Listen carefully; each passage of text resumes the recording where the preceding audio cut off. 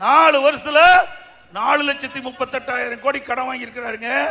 இந்த ஆண்டு 25-26ஆம் ஆண்டு சட்டமன்ற தேர்தல் வருவதற்குள்ள 1 லட்சம் கோடி கடன் வாங்குவதாக திட்டம் தீட்டப்பட்டிருக்கிறது. அப்படின்னா 5,38,000 கோடி 5 வருஷத்துல கடன் வாங்கி இந்தியாவிலேயே கடன் வாங்குதல முதல் மாநிலம். கடன் வாங்குதல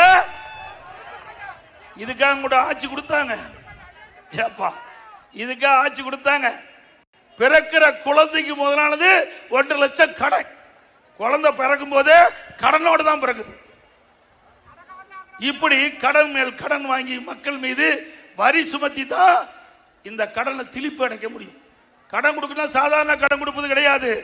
உலக வங்கி பல்வேறு நாடுகள் இருந்து கடன் வாங்கி திட்டங்களை செயல்படுத்துறோம். அதற்கு வட்டி கட்ட வேணும், வாங்கின பணத்தை திருப்பி செலுத்தணும். எப்படி பண்ண முடியும்? ஏற்கனவே 5,18,000 கோடி கடன்.